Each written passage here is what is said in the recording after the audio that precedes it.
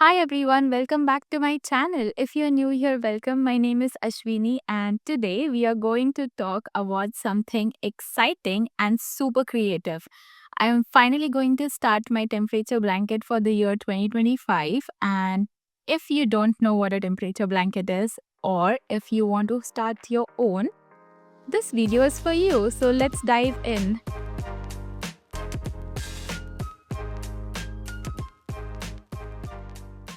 So what's a temperature blanket?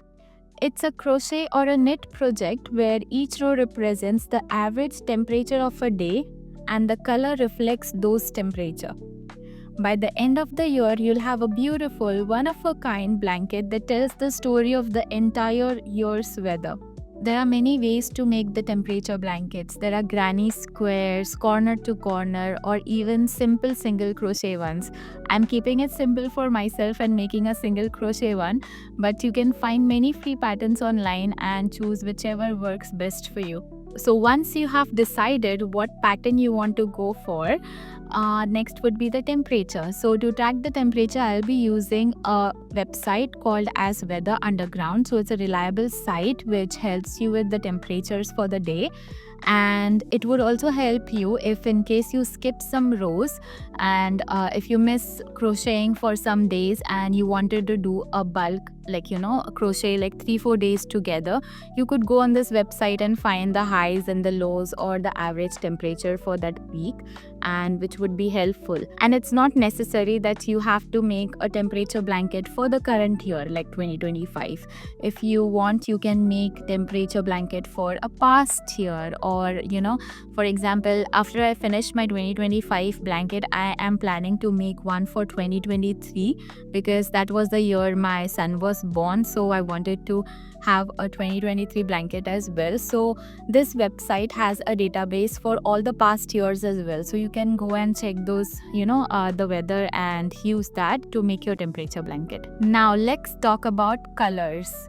So here is my palette that I'm going to use to make this temperature blanket, and I have different colors which are associated with different temperatures. I made this physical card just to keep it handy so I can check what temperatures and what colors goes with what. So this will be helpful for me when I am choosing colors for the day. So basically I have 11 colors that represent the temperature, and I have one white. I'll be using the color white as a differentiator between the months, so it's visible throughout the blanket, like 30 rows, and then the 31st row would be the white color. So that's what I'm planning to do. So here are all the blues for all the colder months, and here are all the spring and the hot weather colors. So this is the palette that I'm going for my temperature blanket, and the yarn that I'm using is from Loops and Threads. This is my favorite yarn. It's called Soft Classic, and its weight is 4. It's medium worsted weight 4, and I'll be using a crochet hook 4.5 for this project. So generally when I'm making my amigurumi toys, I use the same yarn, and I use 3mm crochet hook because I like my stitches to be tight and the toy to be very tight and stiff. So I use that, but I'm going to go with a 4.5 for this blanket. I got all my yarn on sale because it was the Boxing Day weekend and it was all 30% off, so it was a great deal. And one tip would be, like, make sure to have at least one skein of all the colors that you have in your palette. So this is all the colors that I'm going to use. So now once you have figured out the temperature, the year, and the pattern and the colors, so next step would be to make a swatch, because you have to know like how long your blanket is going to be. It's not going to be exact, but just an approximate idea. So you don't want to crochet a very long blanket and the width is very small, so it just becomes like a long scarf or something. So you don't want to have that. You want to make it proportionate. So the next step would be to make a swatch. So like make a swatch with 5 rows, and also just to keep in mind, there will be 365 rows because one row represents one day, so that is how long your blanket is going to be. So to make sure, to have an idea like how long in measurements. So for that, you can make a swatch like this. Make a swatch of 5 rows with the same thread that you're going to use and the same hook, so that you can find out the temperature. Now I'll show you how this exactly works.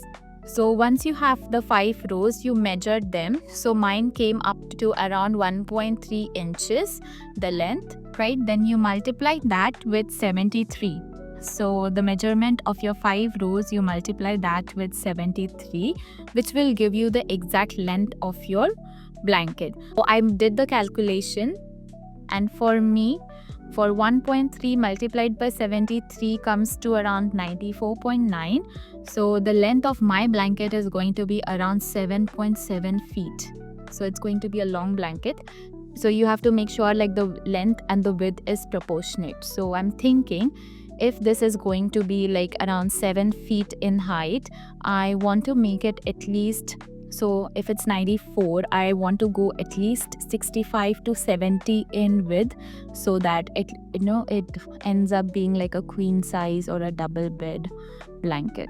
So that's my plan. Finally, keep a track of your progress in an Excel sheet.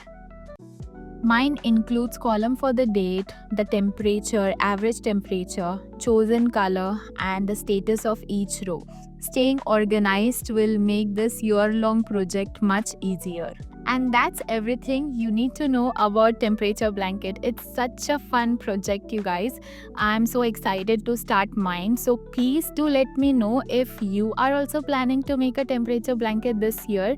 And please don't forget to like, share, subscribe to my channel, and follow me on Instagram, Knotty Collection. And see you guys in my upcoming videos.